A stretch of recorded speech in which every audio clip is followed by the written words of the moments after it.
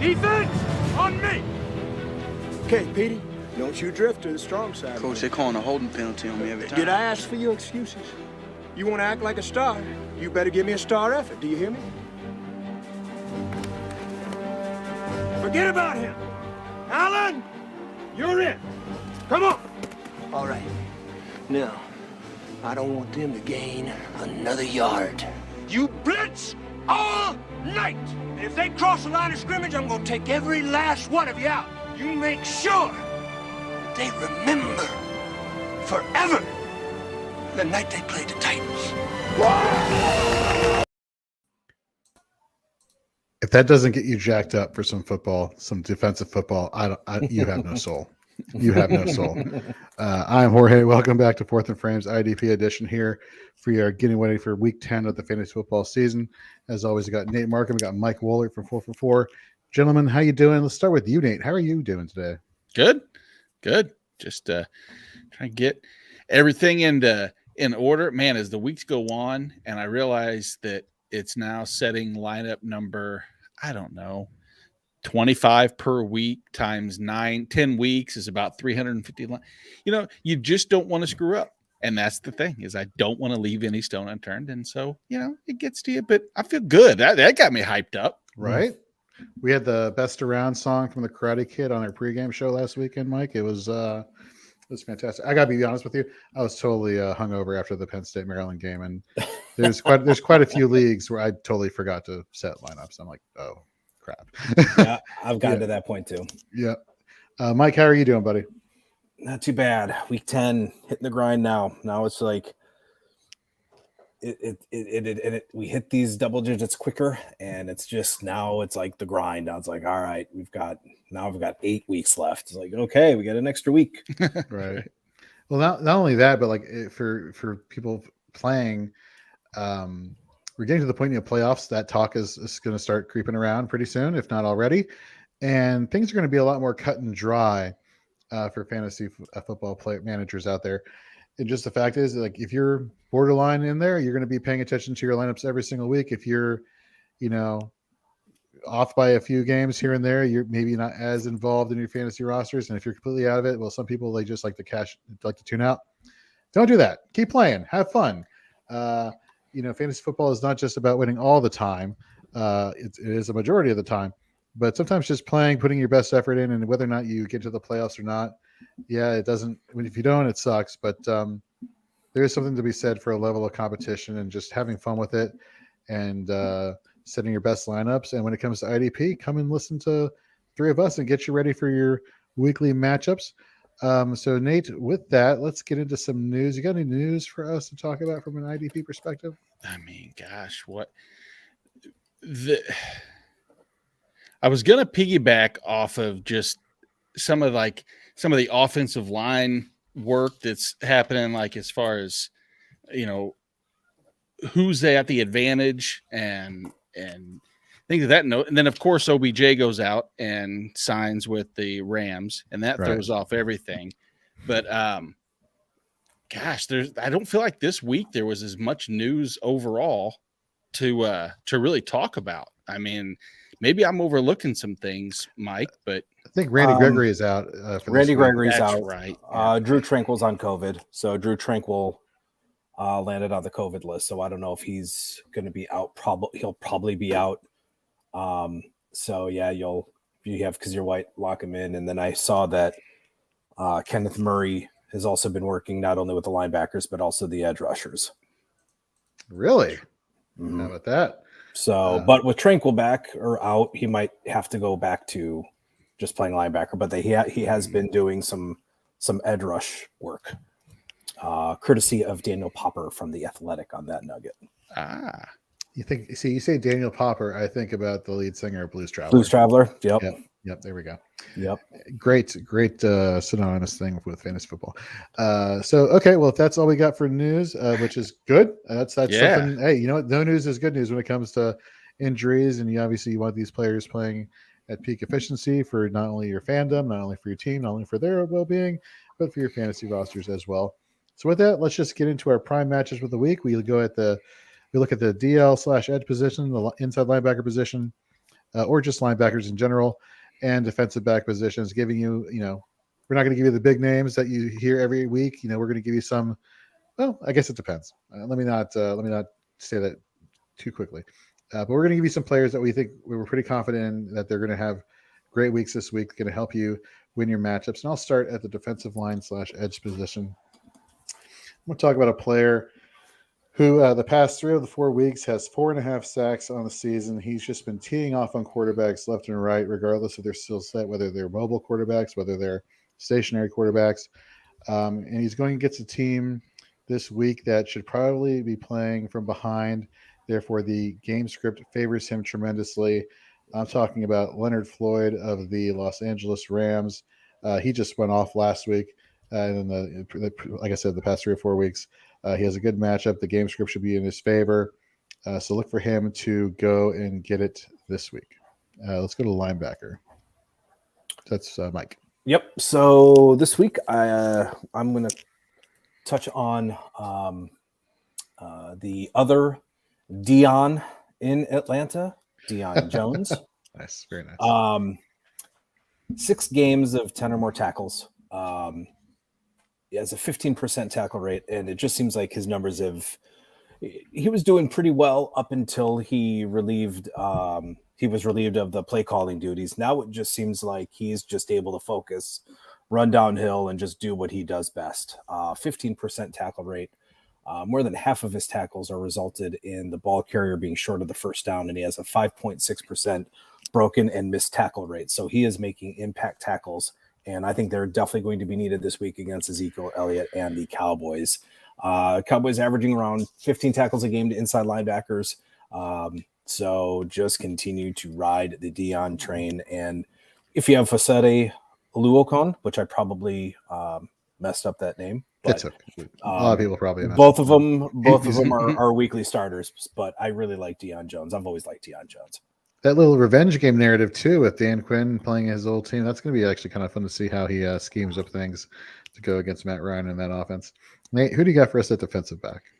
So I'm not sure if I'm just taking this because the optimist in me wants to see a change. And for the last 3 weeks, I am not gonna. I don't even want to mention the other person's name, Daniel Sorensen, and how bad he has been. And every time you turn the television on, or for us, every time you watch the game, anytime there's an impactful play, albeit if it's a Al Lazard touchdown that he missed a tackle on, or 2 pass interference plays, or the fact that Juan Thornhill needs to step up, or not needs to step up, but has stepped up and continues to do so against the Raiders in a matchup that is always, the last couple of years, has been very pivotal, and the safety position has been pivotal, especially for us against them.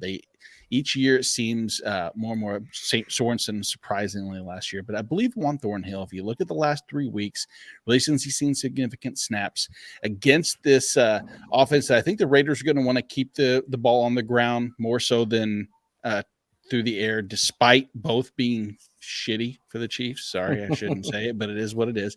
Thornhill ranks in the top 12 in run play tackling. He has no missed tackles against running back so far. Again, small sample size, 3 weeks, but I see him playing in just a little bit more. He can jump out into slot coverage. If that's the case, I don't foresee him being able to stop Hunter Renfrow, but I don't think he looks as bad in coverage as some of the others have in terms of the what's the name of that move that he does? He has a name for it where it's almost like an in and then an out route for Renfrow. It doesn't matter. I don't think we're trying to identify play calling, but long story short, Juan Thornhill against the Raiders, who are a little better than middle of the pack against safeties as far as overall fantasy points on a per game basis. That name of that play is called the annexation of Puerto Rico from the Little Giants. I don't know if you recall that. I don't know. Is that dating me? Yeah. Did I just date myself by referencing Little Giants? Or is that a movie that kids I still know watch little. these days? No, I don't think so. I don't think it's held. Has it held up as good as Sandlot? No, I don't think so at all. I mean, come on. All right, whatever. Those out there who get it, you get it. All right, let's just jump into it. We know it's Thursday Night Football. We're going to get you to that game, Baltimore and Miami. So let's go through our Oklahoma drills. Let's start with our Flat China is the name of that route. What was it? Flat called? China. I like the annexation of Puerto Rico. I do too, but I habitually being accurate in facts and all. I got you.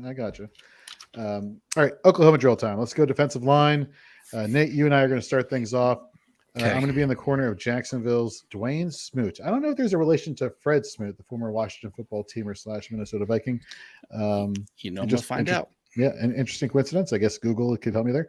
And you are going to be in the corner of Jonathan Cooper of the Denver Broncos. Do you want to go first? Or do you want me to go first? You pick. Go for it. Okay, fine. I will. So Dwayne Smoot. So just a heads up here for all these flex offs I'll be participating in today. I'm looking at chunks of the season versus whole season stats, just because I want to see what the most recent, what their most recent type of play and trends of play is, just to get you an idea of where they're going, what direction they're going this season. And Dwayne Smoot, somebody who had a great game against Buffalo. We'll get to that in a little bit. But in weeks 6 through 9, and let's just talk about fantasy points because, of course, we're talking about IDP fantasy football. He is with Fantasy Pros IDP scoring, the DL 25, averaging 9.8 fantasy points per game. He's coming off of 2 back-to-back weeks where he's finished with 12.8 and 15 points respectively. In those 2 weeks, he's tallied 7 total tackles and 2 sacks.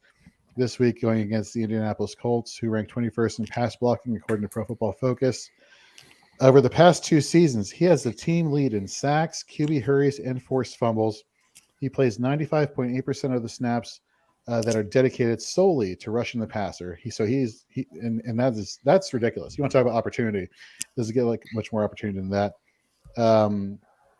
During again weeks 6 through 9, he has a team leading win percentage with it being 17.4%. And when you compare that to other defensive interior linemen, outside linebackers, and other edge rushers in the NFL who've rushed a passer for a minimum of 185 times, he ranks 22nd overall compared to other interior defensive linemen, defensive ends, and outside linebackers whose role it is to rush the passer. Guys like his fellow teammate Josh Allen, DeForest Buckner, Cameron Jordan, Chase Young, Harold Landry. These, again, of course, are names you're probably seeing first when you're scrolling through your players available or on your roster before you even get to Dwayne Smoot. And yet he's providing more and more value. Indianapolis is allowing the 10th most fantasy points to outside linebacker.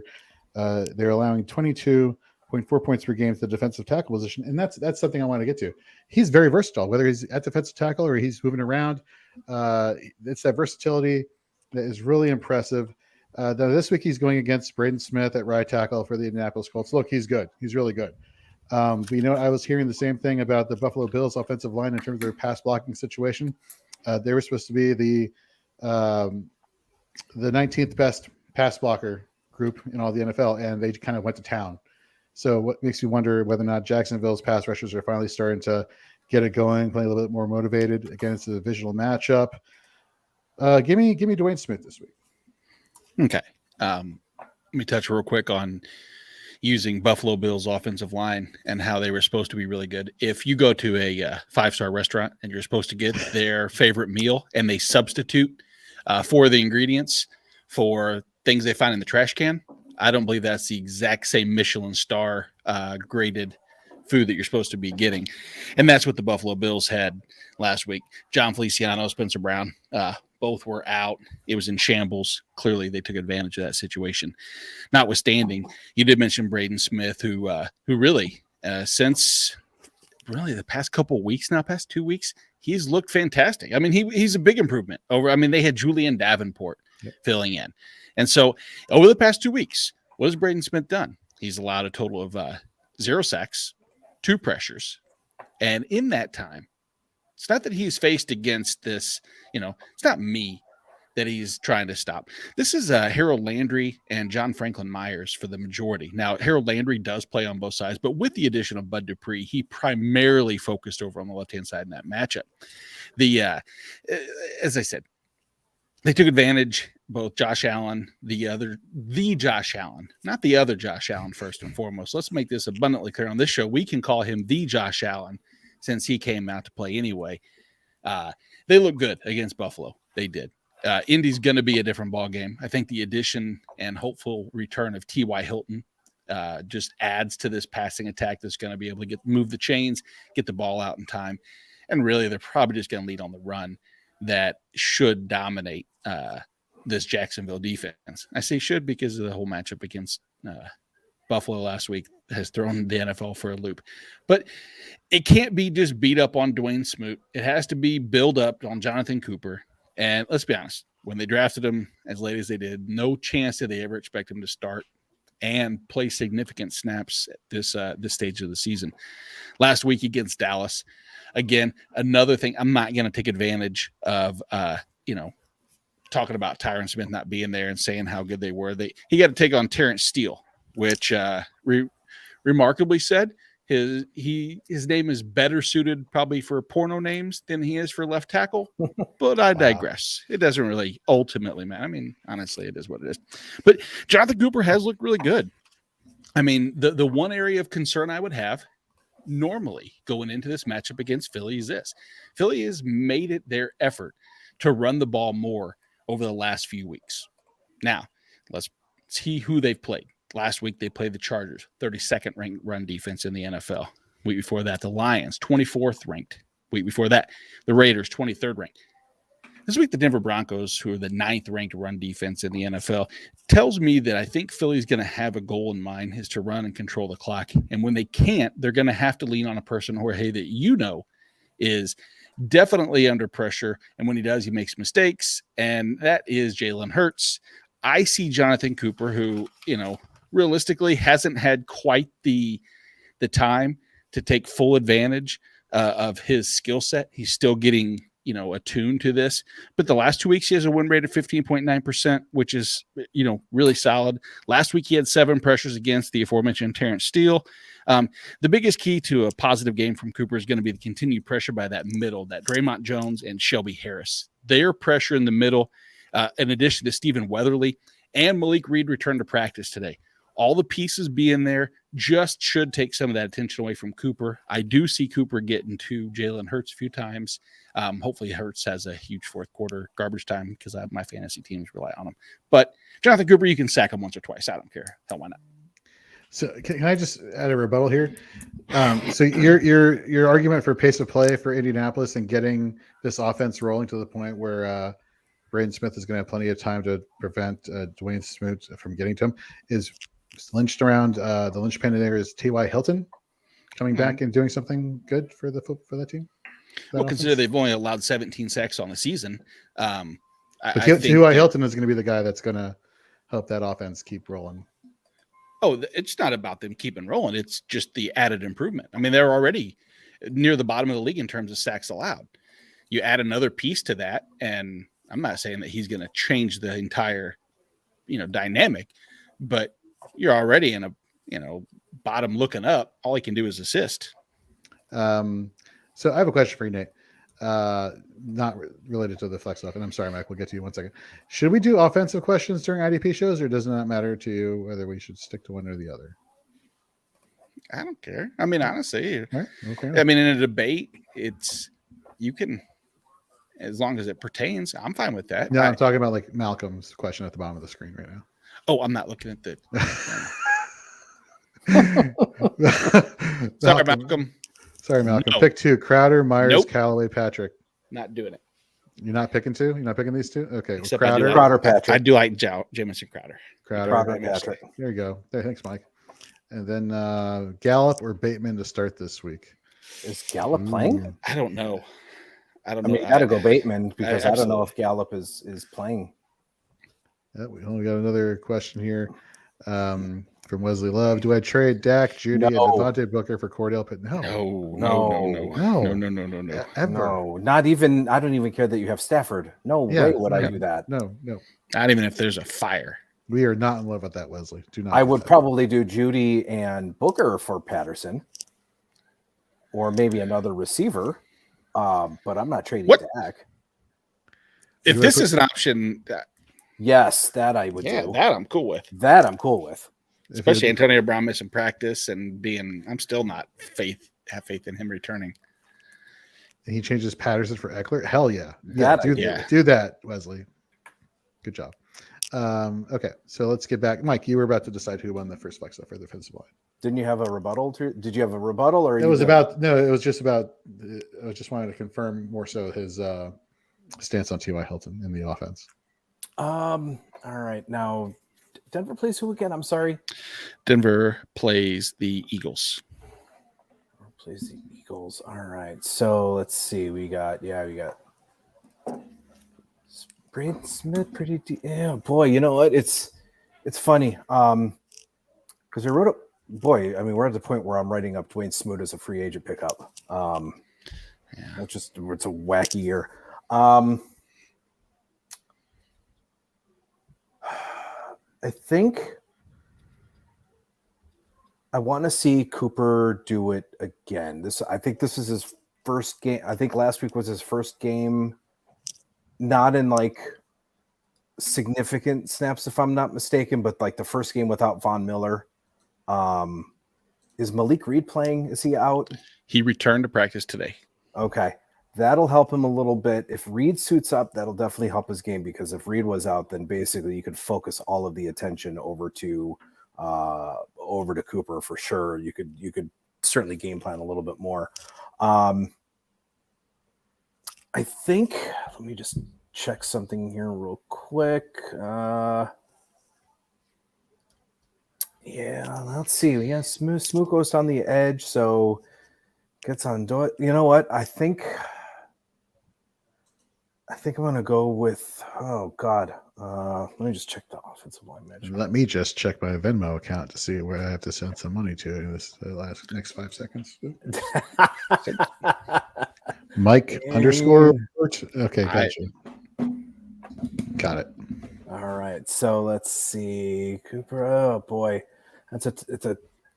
These are tough questions, right? I think both edge rushers have tough matchups. They have, because Mulata on the left side is good, and even Lane Johnson on the right side, if he were to switch, is pretty good. Mm-hmm. Smoot has a little bit more of a track record, and it's not by much. It's freaking Dwayne Smoot. So I think I'm gonna give Dwayne the Rock Smoot. Okay, no, the slight edge to Jorge here with Smoot. Hurts is a little bit more mobile, so I could see him sneaking away. Carson Wentz is a little bit more of not a statue, but certainly you're not going to confuse him with Jalen Hurts. You're not even going to confuse him with Daniel Jones as far as mobility. So I think I'm going to give the edge. I think I would start Smoot over Cooper if I was faced with that decision. I would agree. Now, Jorge, you missed an opportunity to really just bury me. October 19th, 2021, Dwayne Smoot did something that he delivered a baby in his living room. Caught his wife's caught the baby literally. So I'm going to say they talked him through tying the umbilical cord. He had to catch his wife and then the baby. So obviously his hands are great. Isn't that big of a deal. It's in the grand scheme of things. He got to the brand new quarterback pretty quickly, I guess. His hands are still slick, so he can move around. Wow, just not the road I was seeing us going. Well, fantastic. It should be the last week of Fantasy and Frames. Exactly. Should have known better. Should have known. All right, well, let's go to linebacker next. We're going to take. It's going to be you guys. So, Mike, you were going to be in the corner of Detroit Lions linebacker Jalen Reeves Maven.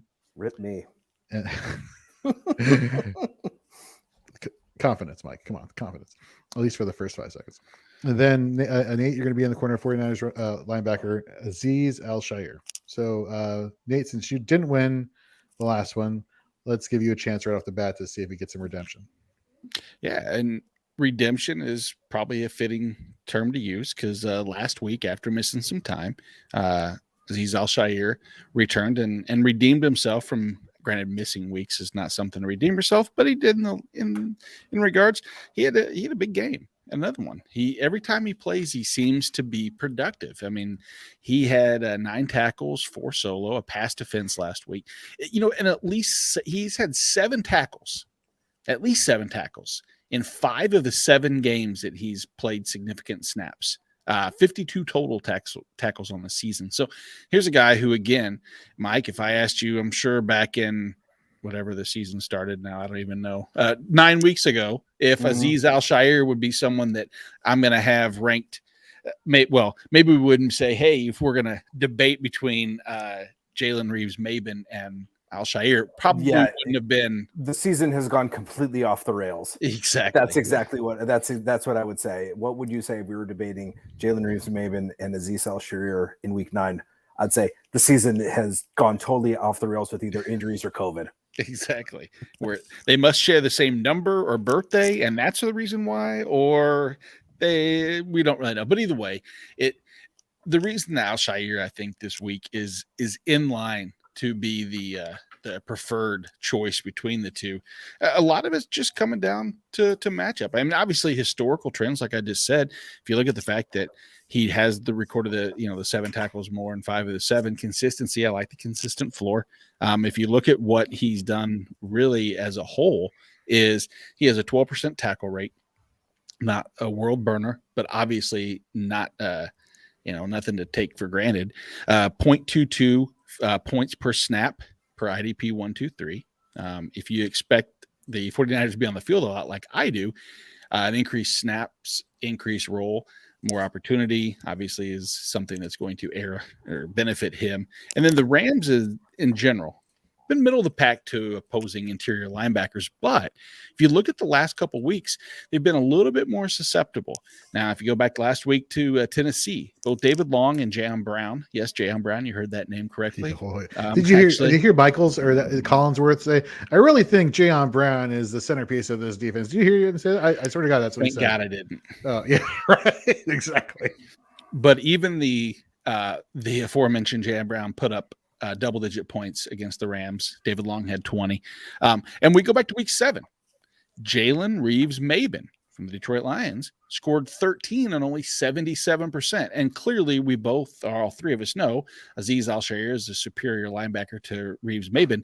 Therefore, by Al-Shaair playing even more snaps than that, probably an extra 15%, than Reeves-Maybin, there's a chance that he outscores even that 13-point threshold that he had kind of already established. So I don't need to knock Reeves-Maybin. I think obviously his play does enough for it. So I will just end my argument there and let Mike, you can have the floor. So this is more of a gut feeling with Jalen Reeves-Maybin as in addition to hopefully also praying to God that Alex Anzalone starts getting his snaps reduced. Anzalone before the bye week, not sure if you saw, but there was a goal line play and he kind of said, nah, not going to do it. So is grading out as the worst defender on the Detroit Lions. He has a 23.3% broken missed tackle rate and is just a coverage and run liability. And I don't think he really shows any type of interest in really making any type of tackles or any type of plays. So I'm hoping with the poor play that Campbell decides to play some of these other guys like Jalen Reeves-Maybin and even Derek Barnes. So with Maybin, if he does get, which I'm hoping he gets at least a 75% snap rate or at least over 70, because when he did get over 70, he recorded 9 tackles. The Steelers, utilizing Najee Harris, they finally realized, all right, you know what? Let's just give him the ball. Let's throw him the ball. Let's target him. There's going to be no Chase Claypool, I don't think, this week. So I think Najee Harris could be in line for probably a few more targets. And he's also going to have those carries. Steelers have on their run plays, they've run 72 total run plays to the left, 76 to the right. Reeves-Maybin has been deployed as the left linebacker on 88 snaps and the right linebacker for 81 snaps. So I think he's going to see plenty of Najee Harris. Reeves-Maybin has an average tackle depth of about 2.8 yards. So the interior defensive line are not doing him any favors. So he's making tackles past the line of scrimmage. So he's making plays. And then in terms of running mates, let's take a look at who each of them have as a running mate. Azeez Al-Shaair has Fred Warner playing alongside him. Pretty good IDP who can always pop off for 13, 14, 15 tackles at any one time. Let's look again who Jalen Reeves-Maybin is going to be playing alongside. He's playing alongside Alex Anzalone, and I don't think I need to repeat any of the numbers that Anzalone has put up or not put up. Like I said, hoping JRM sees about a 75% snap rate. Steelers allowing 15 tackles per game to allowing 15 tackles per game to inside linebackers, where he is being deployed on around 55% of the snaps, and the Steelers are allowing the 7th most points to inside linebackers. So I'm hoping Reeves-Maybin gets that 75% usage rate, and I think that's who I would go with this week over Azeez Al-Shaair. So before I get to this, 2 things. One, let's go back to Azeez Al-Shaair. Obviously pressed into duty since Greenlaw went down to injury. Do you think Greenlaw would be performing as well as Al-Shaair or better? And I guess it's totally a subjective question, but if you had a placement on it, Mike, what would you think? If I were to bet, I just looked at I went back and looked at Dre Greenlaw's first game, and he would have went off. All right. So I think it was the Lions though, so I don't know if you can. If I think week 1 was the Lions, so yeah, right. Okay, good point. So the second thing I want to bring up is when I was researching these 2 linebackers for this week specifically, I got excited. I got to be honest with you. I don't know if there's really a loser in this situation for this week. I'm actually going to be pretty high on both of them. But you said it, Mike. It's the hope of the increased snap share if that happens, because if you think about the matchups here, both Reeves-Maybin and Al-Shaair theoretically should be on the field more, just because they're going to be again in that situation where the opposing team's offenses are going to be controlling the time of possession, therefore get more opportunity, which is what really turned them out to these 2 options here at linebacker. But the only reason Al-Shaair gets the slight edge is because of the uncertainty of the snap percentage. If all things were equal, I would go Reeves-Maybin, because I think Detroit is obviously the worst team out of the 2 versus the 49ers. Therefore, they would get more playing time. But it's because of that uncertainty at snap percentage is the only reason Shaair gets that slight edge. Yeah, With that being said, I see what you did. You gave Nate the guy with the better usage rate and the better snap count. So I see what you did there. Yeah, I listened to the statistics and the numbers. I know, but playing. He must be playing against Al-Shaair and knows that whoever wins the flex off typically has the worst week between the 2, and so he's setting it up so that he can see that or injuries, because last week we had, I think, both in all 3 of them. I think there was an injury to one of the 2, if I'm not mistaken. I know Taron Johnson had a Clark got hurt. Taron Johnson suffered a concussion, and Ernest Jones, I'm chalking it up to his illness, and he was sick. He did. Right, you're right. Said, yeah. Oh man! So no, so not only do we have the Wohlert curse, now we have the flex off fiascos. Yeah, flex off fiasco. Or it's Oklahoma drill. So that's not. Yeah. So we'll come up with something. We will. All right, defensive back finally. I'm gonna be in the corner of Ashton Davis, New York Jet, and Mike, you're going to be in the corner of Kyle Duggar, New England Patriot. Mike, why don't you go first and tell us why Kyle Duggar is the person you should be playing this week?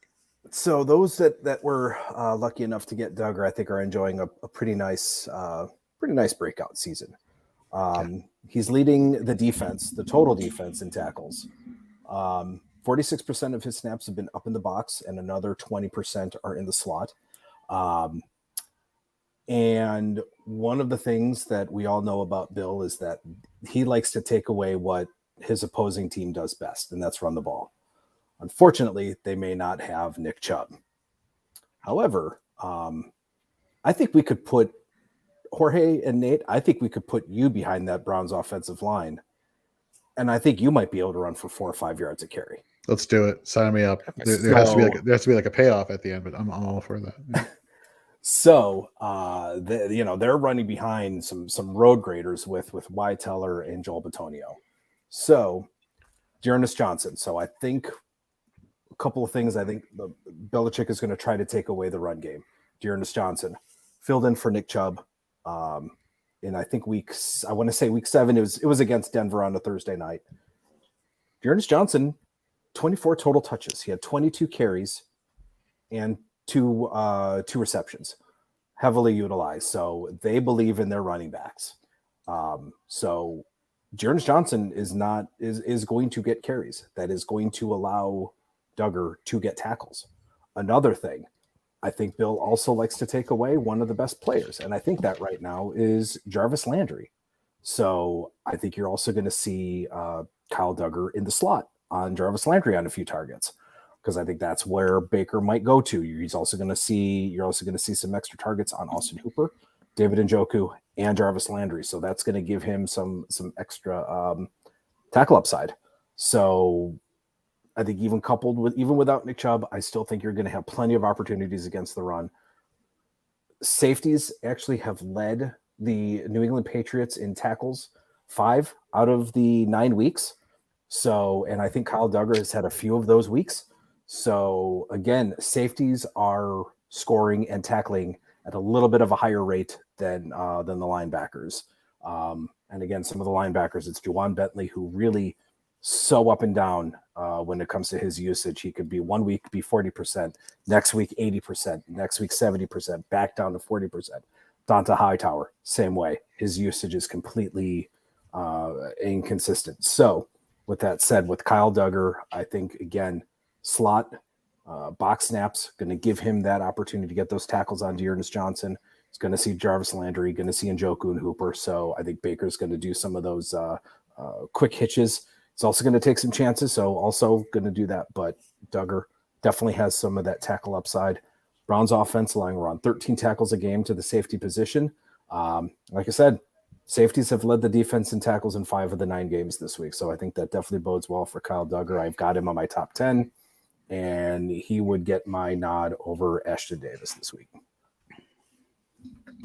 All right. Ray? So for those who you are not, words talking. You just blew me away with your argument so much I can't even speak. That's how good it was. So I don't know if you all have ever heard of the name of a guy named Ryan Seitzman. He has a website called idpguru.com, and he does a really good job of helping to keep track of officiating crews from city to city, stadium to stadium. And just a little peek behind the curtain here, when it comes to NFL stat tracking, every stadium gets their own officiating crews, and therefore he's found out that, I don't know if he's the person who discovered this, but he keeps track of the fact that certain stadium officiating crews are more liberal when it comes to tackle assignments versus others. And it just so happens that the Jets, who are taking on the Buffalo Bills this week in New York at MetLife, they are ranked 5th overall in awarding solo tackles per opportunity. The Jets are give up the 6th most fantasy points to safeties. Let's get to Ashton Davis. Free safety. Again, all my stats here I'm going to be talking about through weeks 6 through 9. I'm going to talk about Ashton Davis, and I'll throw in some stuff about Kyle Duggar as well. Ashton Davis, when targeted by a quarterback, he is allowing a passer rating of 158.3, which I think the perfect is 158.6, if memory serves me correctly, which tells me if I'm an opposing quarterback, hey, I want to throw to whoever Ashton Davis is guarding because, he's going to let those guys get the ball. Kyle Duggar, during that time frame, weeks 6 through 9, is allowing a passer rating of 63.5. Would you throw to a defensive back who's allowing a quarterback rating of 63.5? I would not. That would not be my first inclination. Kyle Duggar, during weeks 6 through 9, is allowing 10.5 yards per reception compared to Ashton Davis's 15.5. So you're telling me now, if you're an opposing quarterback, do I want to target the player who's giving up more yards per reception or less yards per reception? I would think more yards per reception. We look weeks 6 through 9, Ashton Davis and Kyle Duggar are pretty comparable in tackles. In fact, Kyle Duggar has 24 total tackles. So Ashton Davis is 23. Okay, that's cool. In weeks 6 through 9, Ashton Davis has a missed tackle percentage of 7.7%.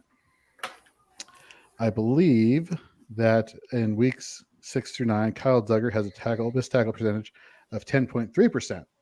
So somebody who has missed tackles, who's not going to be targeted a lot in the receiving game or in the passing game, versus somebody who allows a lot of receptions, but makes a lot of his tackles. That just for more yards, it just screams that Ashton Davis is going to be somebody who the Bills are going to be targeting early and often because let's face it, you look at Kyle Duggar, he plays for majority in the box, strong safety, Ashton Davis free safety. Normally I always swing for strong safety, but in this case, Ashton Davis, I think the Bills are going to come out. They're going to be pissed off from getting defeated by Jacksonville last week. They don't really have a running game per se outside of Josh Allen, although Nate will make the case and did make the case yesterday for Devin Singletary. If you haven't listened to that podcast, it just dropped today. I think it's going to be more of a pass-heavy game from Josh Allen, and that's just going to really tailor to Ashton Davis's skill set. So give me Ashton Davis this week. I'm sensing deja vu from last week a lot because what we heard is that there was a lot of conversation between the superior defensive back or slot corner, or in that case slot corner, this time really safety playing the role as in coverage. And the argument last week was that the superior defender would not be thrown at, but would have a better chance at the tackle. And the coincides very, very well with these two is in similarities. I see, Taron Johnson kind of being the Duggar role and Ashton Davis being the Elijah Molden in terms of production, tackle efficiency, etc. The one thing with the Bills that I'm looking up to see, I don't see Ashton Davis being asked to play in coverage in the slot, which is probably beneficial for him because Cole Beasley's out and he won't see as many targets, or unfortunately for you, Jorge, he wouldn't have seen, or well, fortunately, I guess, because that would be nice if he could match up against Cole Beasley, because there's going to be plenty of targets in that defense. The one thing though is this. Going into this matchup, the Buffalo Bills have found themselves in a very precarious situation, similar to the Kansas City Chiefs. For the last few weeks now, teams have been playing a shell cover 2 against their offense, and they've let Josh Allen and company beat them underneath. My concern is they do the exact same. The Jets do the same thing this week, and I see both safeties staying deep, eliminating that higher tackle upside. And just if it happens to work and they can't find themselves, they can't find their way out of it, kind of like the Chiefs. Misery loves company, I'm hoping, is the reason I'm talking about this. But that's why I'm going to have to lean Duggar, simply because I see game planning for what's worked is to keep the safeties deep and let them beat them underneath. It's not your process, Jorge. It's unfortunately the Jets defense and what has worked against the Bills. Yep. I mean, that makes a lot of my argument was if this happens versus what we've seen, this has happened. Yep. With Kyle Duggar, which is sometimes with the way you got to go. So congrats, Mike, definitely for that victory. And congrats to, I think all three of us won. Yeah. So and I think we all three like Kyle Duggar a lot too. So that's always a win too. In my big leagues for IDP, I have him as my defensive back. And that's such that's such funny because if you tweet something, it's like, yeah, I like this guy. Why do you hate this guy? It's like, no, I didn't say that. I hate that guy. Right? I never said I hated it. Good God. Yeah, exactly. As a sneak, I don't want to. I feel like I'm digging into your playbook for 4 for 4 each week. Am I asking too much to say? How high do you have Kyle Duggar in your rankings? You know what? I'm actually pulling them up right now. So let me take a look. I have. Where am I at here? It's actually kind of funny. I got Duggar 7, Ashton 8. I have Duggar 5 and Ashton 9. So that's weird. That's crazy. And I'm pretty much going to have Derwin ranked number 1 from here on out. So anybody who asks, Derwin James is always going to be my number 1 ranked DB. I don't care. I'm so glad he's like panning out. And I know that sounds stupid, but given his history of the past few years, like finally. Oh, I've got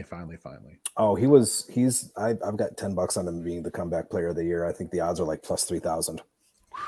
That's such a tough. It's so hard for a safety to win an award like that because it's going to go to a quarterback. There's 2 quarterbacks that I think that are in play. Yeah, it is Joe and Burrow and Dak. Yeah, and that's just what a difficult. And let's see. Then you could talk. CMC could have been in the equation as well if he would have came back. Oh, sure. So there's all that. Well, now Cam Newton's going to be the comeback player of the year because he just got signed by the Carolina Panthers, which don't even give me. Mike, that's another case of me being heavily sarcastic in case that wasn't. I think he's the best quarterback on the roster, honestly. I mean, yeah, I guess that's one way to look at it. I mean, all right, let's finish up with busts of the week. I'll start out with defensive line. Not really too much to say. Chase Young, Washington football team going against Tampa Bay, who has the 3rd best pass blocking unit in the NFL. The last time that Chase Young took on Tampa, which was in the playoffs, he had 3 total tackles, 2 solos, 1 assist, and that's it. And that's when the Washington defense was humming. Okay, that's when they were like really hitting their stride. For whatever reason, this Washington defense just is not living up to the hype that a lot of people, present company including, were expecting. So I don't expect a great outing from Chase Young this week. And then we got linebackers. All right. So did my reverse jinx streak? I think my reverse jinx streak continued. I think I tried because we'll call that positive. We'll say that. Yeah. My boss was Harold Landry. He had 5 tackles and a half a sack. That's nice. I don't think that's so. All right. I'm really going to test it this week. I'm really going to test things. So, and hopefully you'll hear some audible cheers from people. But my bust of the week is going to be Devin Bush. Okay, Pittsburgh Steelers. He hasn't been really good all year. And pretty decent matchup with the Lions, but I think it's going to be a Schobert week, and it really hasn't been a Schobert week at all for quite a bit either. It's pretty interesting that neither linebacker has really done much of really anything of consequence in Pittsburgh. But I'm going to call Devin, and now now everybody's just figuring out. Now it's by reverse jinx. So now people are like, all right, cool. Devin Bush, top 10 linebacker this week. But Devin Bush is my bust of the week. And I actually, you know what? I mean, is he borderline droppable at this point? I guess it all depends on who's on your. Like, let me hold it like this: if David Long is on the waiver wire for some ungodly reason, like I'd gladly swap that situation in and out in a heartbeat. It's crazy that as a non-Steelers fan, that I'm clamoring for the days of Robert Spillane to help me with my IDP linebacking situation, and that's not even going to happen. They certainly have not recovered from losing Ryan Shazier. No, not at all. I have Kenneth Murray ahead of him.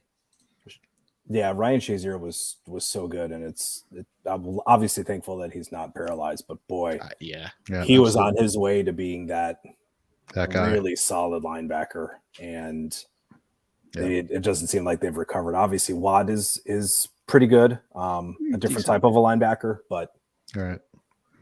Yep, totally. Defensive back, Nate, who you got?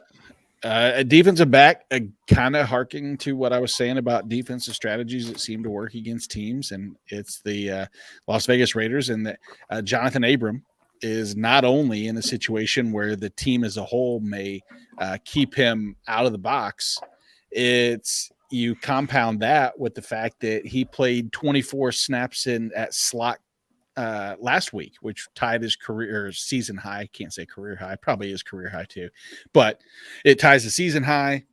I don't think they're comfortable with, I I don't see him having enough coverage ability and or tackle volume to go along with his, where was he ECR'd? Top 20 overall. I mean, I have him closer into this DB3 on the week. But again, a lot of that's just going to go with the fact that they stay in that shell, and he's going to be out of the plays. I don't see them establishing a run game enough, at least Kansas City. I would love to, with CEH returning, to see them do what works, which is run the ball, break the cover 2, and then go deep, but hasn't done it yet. So, crap in one hand, hope in the other, and see what fills first, right? Very colorful. Yes. Thank you. Thank you for that. No, thank you for that. Exactly. All right, folks, that's going to wrap us up for the IDP edition. Thank you very much for tuning in to Fourth and Frames, both on our offense and IDP edition podcasts. You can get them all, well, basically wherever you download and listen to your podcasts. We're there. Join us for the Forward pregame show on Sunday at 10 a.m. Eastern. We'll cover all your questions for offense and defense, as well as get into some good flex options or IDP streaming options for you heading into week 10. Mike, as always, thank you very much. You can go check out all of his work over at 4for4.com. You can follow him at Mike_Wollert on Twitter. Seriously. And you put out every week, I feel like you've been putting out, was it since week 6 or so that you put out a player profile where it's like a multiple Twitter thread where you're highlighting the different attributes of the player?